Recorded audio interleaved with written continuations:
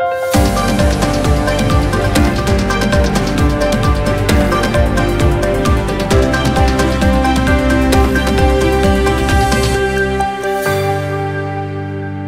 मी अनुष्का. शंखनाद न्यूज चॅनलच्या मराठी बातमीपत्रात आपल्या सर्वांचं परत एकदा स्वागत करते. बघूया आजच्या काही मराठी ठळक बातम्या. भारतीय अवकाश संशोधन संस्था इस्रोच्या वतीने स्पेस ऑन व्हील्स उपक्रमाचे आयोजन करण्यात आले आहे. चंद्रपूरच्या महर्षी विद्या मंदिर शाळेच्या आवारात मोठ्या संख्येत शालेय विद्यार्थ्यांनी अवकाश संशोधन क्षेत्रातील नाविन्यपूर्ण उपक्रमांचा आढावा घेतला.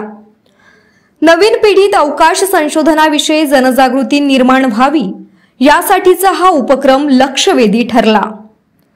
गेली काही वर्ष चंद्रयान मोहीम, मंगलयान व आता आदित्ययान या निमित्ताने जनमानसात या क्षेत्रातील सफलतेच्या नवनवीन बाबी चर्चिल्या जात आहेत. त्याचाच आधार घेत भारताच्या प्रगतीत अवकाश संशोधन क्षेत्राचे यश बिंबविले जावे यासाठी स्पेस ऑन व्हील्स विविध उपक्रमाद्वारे शालेय विद्यार्थ्यांना याची जाणीव करून दिली जात आहे. आज जो हमारे साथ space on wheels association ISRO के साथ हुआ है और उसके लिए हम बहुत ही खुश हैं, क्योंकि सभी स्टूडेंट्स को, कितने सारे क्यूरियस माइंड्स, छोटे छोटे बच्चों को कितना कुछ सीखने को मिला है. ना कि हम ही सिर्फ बड़े लोग, बट हमारे टीचर्स भी बहुत इंस्पायर्ड है, क्योंकि हमें पता चला कि इसरो ने क्या क्या चीज़ें किए हैं और क्या क्या बेनिफिट्स उसके हमें मिले हैं. सभी बच्चों को हमने ये बताया कि चंद्रयान 1, चंद्रयान 2, चंद्रयान 3 की खासियत क्या है, उनसे बेनिफिट्स क्या हुए हैं. काफ़ी सारे फेलियर्स थे, काफ़ी सारे मिशंस अकम्प्लिश्ड हुए हैं. तो उसी के लिए मैं मेरे स्कूल में मेरे टीचर्स और सभी सारे फ्रेंड्स को थैंक करना चाहूँगी. Thank you. A school has organized an event which is named as Space on Wheels, in which a bus from ISRO has come to our school, which contains a lot of models, figures, and a lot of information too, like Chandrayaan 1, 2, 3, Mangalyaan, and many different things like the space stations. We have taken away many things like what ISRO has achieved in these past years, what they are capable of doing with the help of others, of course, and independently too.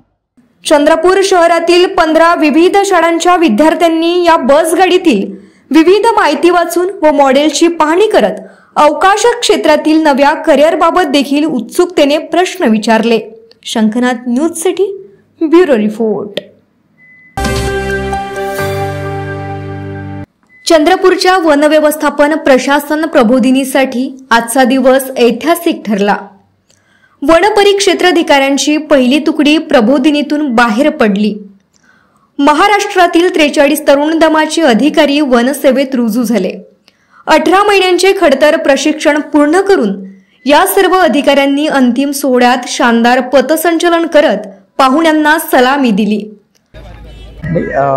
आपला ह्याच्यामध्ये 44 officer trainings होते आणि त्याच्यापैकी 43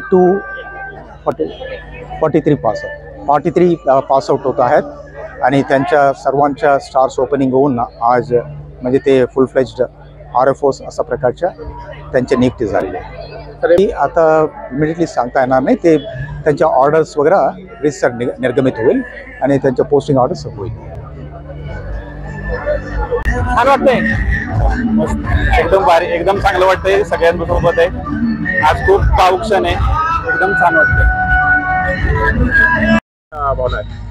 काय नाही, 18 महिन्याचं प्रशिक्षण या ठिकाणी पूर्ण केलेलं आहे. खूपच खडतर असं प्रशिक्षण, ज्याच्यामध्ये थेरॉटिकल सब्जेक्ट पण होते, प्रॅक्टिकल सब्जेक्ट पण होते.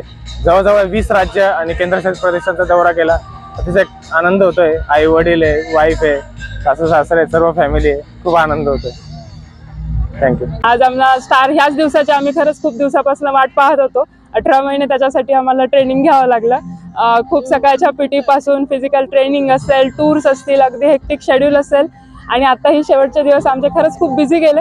पण या बिझी शेड्यूलमधनं सुद्धा आम्ही वेळात वेळ काढून आमची प्रॅक्टिस केली आणि खरंच म्हणजे हा म्हणजे भावनापूर्ण क्षण आहे आमच्यासाठी आणि खूप गौरवास्पद क्षण आहे. तर त्यासाठी अकॅडमीचे सुद्धा खूप खूप धन्यवाद. आम्ही या अकॅडमीची पहिली महाराष्ट्राची बॅच आहोत. RFO ट्रेनिंगची इथून पास आउट होते, तर आमच्यासाठी खरंच ही खूप अभिमानाची गोष्ट आहे. चंद्रपूरची ही प्रबोधिनी याआधीही रेंजर कॉलेज या नावाने परिचित होती. 2000 सालच्या आसपास या रेंजर कॉलेजला मात्र अवकळा आली. इथले प्रशिक्षण केंद्र अन्यत्र हलवण्याचा घाट घातला गेला। मात्र 2014 साली राज्याचे वनमंत्री म्हणून सुधीर मुनगंटीवार यांनी कारभार स्वीकारल्यानंतर त्यांनी या रेंजर कॉलेजला नवसंजीवनी देत राज्यातील वन विभागाची सर्वोच्च प्रशिक्षण संस्था म्हणून भरीव निधी देत याचा दर्जा उन्नत करत एक निसर्गरम्य सर्वोत्तम प्रशिक्षण संस्था म्हणून वनप्रबोधिनीला रूपे देण्यात आले। मात्र कोरोनामुळे या सर्व प्रशिक्षण कार्यात खंड पडला। अखेर कोरोना सरल्यानंतर पहिली तुकडी प्रशिक्षणासाठी रुजू झाली। पहिल्या तुकडीत 43 वनपरिक्षेत्र अधिकारी समाविष्ट होते। आज एका शानदार सोहळ्यात अंतिम सलामी देत या सर्व परिक्षेत्राधिकाऱ्यांनी वनसेवेत रुजू होण्यासाठी पहिले पाऊल उचलले। शंखनाद न्यूजसाठी ब्युरो रिपोर्ट। पोलीस आयुक्त रवींद्र सिंघल यांच्या आदेशान्वये ऑपरेशन व नाकाबंदीची कारवाई सुरू असताना बुधवारी मध्यरात्री धंतोली पोलीस पेट्रोलिंग करीत असताना 2 आरोपी रहाटे कॉलनी चौक येथील गोरक्षण जवळ संशयरित्या दिसले असता त्यांना ताब्यात घेऊन त्यांची झडती घेतली। पोलिसांना त्यांच्याकडे घरफोडी करण्याचे साहित्य संशयित अवस्थेत सापडले। सोबतच संतोष टोंग नावाच्या व्यक्तीचे आधार कार्ड मिळाले। पोलिसांना या आरोपींवर अधिक संशय वाढल्याने त्यांनी चौकशी केली। या आरोपींकडे पोलिसांना 5 टू व्हीलर आणि 1 4 चाकी वाहनांची चाबी मिळाली। जवळपास 1 ते 2च्या दरम्यान गोरक्षण वर्धा रोडला जे गोरक्षण आहे त्या ठिकाणी एका पानटपरीच्या आडोशाला 2 इसम संशयितरित्या बसल्याचे आमच्या पेट्रोलिंगवरील बीट मार्शल आढळून आले। त्यामुळे त्यांनी थांबून त्यांच्याकडे चौकशी केली तर त्यांनी प्रथम त्यांना उडवाउडवीची उत्तरे दिली। त्यांच्याकडे काळ्या रंगाची बॅग होती तर त्या बॅगेची देखील त्यांनी झडती घेतली। त्यावेळी त्यामध्ये घरफोडीचे साहित्य जसे आरी, पक्कड, मेणबत्ती अशा प्रकारचे साहित्य त्यांना मिळून आले। त्यांना आणखी आपल्या पेट्रोलिंगच्या बीट मार्शलला आणखी संशय आल्यानंतर त्यांनी पुन्हा यांच्याकडे चौकशी केली तर त्यांच्याकडे पर्स देखील मिळून आला। तर त्यामध्ये संतोष टोंग नावाच्या इसमाचे आधार कार्ड आणि 2 ATM देखील मिळून आले। तर त्यांना याविषयी विचारलं तर त्यांनी सांगितले की हे आम्हाला सापडलेलं आहे आणि ते रस्त्यात सापडलेलं असल्यामुळे ते आम्ही उचलून आमच्या ताब्यात ठेवलेलं आहे। तर त्यांच्यावरती आम्हाला संशय जास्त आले नाही। त्यांना पोलीस स्टेशनला घेऊन येऊन पुन्हा चौकशी केली तर त्यांच्या ज्या संशयास्पद किंवा हालचाली होत्या किंवा त्यांनी जे उडवाउडवीची उत्तरे देत होते त्यावरून यांनी कुठेतरी गुन्हा केलेला असावा याचा संशय येऊन त्यांच्यावरती गुन्हा दाखल करण्यात आलेला आहे। त्यामध्ये त्यांच्याकडे घरफोडीच्या साहित्यासोबत 5 टू व्हीलरच्या चाव्या आणि 1 4 व्हीलरची चावी देखील मिळून आली। आलेल्या आरोपींचे नाव आहे लोकनाथ नरांजे आणि दुसरा आहे दिनेश पावणे। असे 2 आरोपी आहेत। त्यातील एक जण 5 पावलीच्या हद्दीत राहतो आणि एक जण भंडाऱ्याचा आहे। तर यांची मूडच अशी आहे की दारू पिण्यासाठी हे छोट्या मोठ्या चोऱ्या करत असतात। आतापर्यंत त्यांनी 2-4 ठिकाणी चोऱ्या केल्याचे प्रथम तपासात उघडकीस आलेले आहे। पकडलेल्या आरोपींची नावे लोकनाथ नरांजे, दिनेश पावणे असून हे आरोपी सराईत गुन्हेगार असल्याचा पोलिसांना संशय आहे। शंखनाद न्यूजसाठी ब्युरो रिपोर्ट। मराठा समाजाला ओबीसीत सामील न केल्याबद्दल राष्ट्रीय समाज पक्षाचे महादेव जानकर यांनी मुख्यमंत्र्यांचे आभार मानले आहेत। विधिमंडळाने मराठा समाजासाठी केलेला 10% आरक्षणाचा कायदा कोर्टात टिकेल अशी आशा त्यांनी व्यक्त केली। ओबीसीत काही मराठा समाजाला घेतलं नाही त्याबद्दल मुख्यमंत्री आणि दोन्ही उपमुख्यमंत्र्यांचं मी राष्ट्रीय समाज पक्षाचं अभिनंदन करतो आणि माझ्या माहितीप्रमाणे 23 राज्यामध्ये हे आरक्षण टिकलेलं आहे। त्यामुळे आजचं कालचं जे आहे ते देखील आरक्षण टिकल असं मला वाटतंय, असं माझा अभिप्राय आहे। सगळी सोरा या शब्दाच्या संदर्भात जरांगे पाटील खूपच आग्रही आहे, पण ते सगळी सोरा हा संविधानात तरतूद नाही। तसं सगळी सोयीचं केलं तर ती भारताची घटना अवमूल्यन होईल असं मला वाटतंय। एवढंच लक्षात ठेवा। त्यांनी ते आग्रह असलं तर आजकालचा जो विधानसभेचा कायदा केलेला आहे EWS मध्ये देखील मराठा समाजाला 25% हिस्सा मिळाला, तर आता EWS मधून त्यांना मिळणार नाही. आणि बहुतांशी मराठा कुणबी समाज हा ओबीसीत ऑलरेडी आहेच. विदर्भ घ्या, खानदेश घ्या, ऑलरेडी आहे. विशेष म्हणजे थोडा पश्चिम मराठवाड्यातला मराठा समाज राहिला होता, त्यांना त्या 10% न्याय अतिशय चांगला मिळेल. कालचा निर्णय तसा ऐतिहासिक घेण्याचं काम केलेलं आहे. आमचं म्हणणं आहे मराठ्यांना बी न्याय मिळावा, मराठ्यांची आम्ही बिलकुल विरोधात नाही.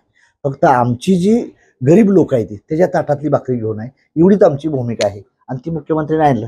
ओबीसी समाज एकत्र नाही, अतिशय त्याचा साखर कारखाना नाही, कुठं सूतगिरणी नाही, कुठे इंजिनिअरिंग कॉलेज नाही, कुठे मेडिकल कॉलेज नाही, त्यांचं खासदार कमी आहेत, आमदार कमी आहेत, प्रशासनात IAS कमी आहेत, बिल्डर कमी आहेत, उद्योगपती कमी आहेत. ही ओबीसीची शिरगंती बघितल्यानंतर आम्ही या देशात राहू का नाही हा ओबीसीला पडलेला प्रश्न आहे. आणि आयोगाने चर्चा केली त्या समाजाची अवस्था. काही लोकांना राहायला घर नाहीत, काही लोकांना जगायला जमीन नाही, अशी ओबीसीची परवड आहे. ओबीसी फार खालवलेला आहे. मराठा समाजाला आरक्षण मिळालं त्याबद्दल अभिनंदन, आम्ही स्वागतच केलं. आम्ही मराठ्यांच्या बिलकुल विरोधात नाही. फक्त त्यांचं काय म्हणणं होतं आमच्याच ताटातली भाकरी घ्यायची, ह्याला फक्त आमचा विरोध आहे ह्या दृष्टीनं. आणि मराठा समाजाला ते काल जे मुख्यमंत्र्यांनी दिले आरक्षण ते कोर्टात टिकल असं माझं मत आहे. आणि मुख्यमंत्र्याचं देवेंद्र फडणवीस आणि अजितदादा देखील मी अभिनंदन करतो, कारण आम्हाला काही धक्का लागलेला नाही. सगळे सोयरे अध्यादेशाला विरोध करत सगळे सोयरे अध्यादेश म्हणजे भारतीय राज्यघटनेचे अवमूल्यन असल्याचं मत जानकर यांनी व्यक्त केले. शंखनाथ न्यूजसाठी ब्युरो रिपोर्ट. छत्रपती नगर येथे मनसे दक्षिण पश्चिम विभागाद्वारे मनसेचे नागपूर शहर उपाध्यक्ष तुषार गिरे यांच्या जनसंपर्क कार्यालयात शिवजयंतीचा कार्यक्रम उत्साहात पार पडला. या निमित्ताने समाजातील विविध मान्यवरांचा सत्कार करण्यात आला. शिवजयंती निमित्ताने येथे आतिषबाजी व महाप्रसाद वितरणाचा कार्यक्रमही पार पडला. यावेळी तुषार गिरे यांची मुलगी आरुषी हिने साकारलेली राजमाता जिजाऊंची वेशभूषा आकर्षणाचे केंद्र ठरली. कार्यक्रमाला प्रामुख्याने धंतोलीचे वरिष्ठ पोलीस निरीक्षक विनायक कोडी, मनसेचे राज्य उपाध्यक्ष किशोर सरायकर, मनसे वाहतूक सेना राज्य उपाध्यक्ष सचिन धोटे, सूरज वानखेडे, अजिंक्य मिश्रा, अजय पराशर आदींनी परिश्रम घेतले. शंखनाथ न्यूजसाठी ब्युरो रिपोर्ट. तर या होत्या आजच्या प्रमुख बातम्या. परत भेटूया नवीन बातमीपत्रासह. तोवर नमस्कार. सर्व प्रकारच्या पाळीव प्राण्यांसाठी अत्यंत गुणकारी इनोटॉक्स पौष्टिक आहार. नैसर्गिक वापरा, केमिकल टाळा. इनोटॉक्ससह रोगराईस आळा घाला. पशुखाद्य टेक्नॉलॉजिकल ऑडिटिव्ह उत्पादनासाठी महाराष्ट्रातील सर्व जिल्हे व तालुक्यात डीलर्स नेमणे आहे. अधिक माहितीसाठी संपर्क करा 8446625542 738775157.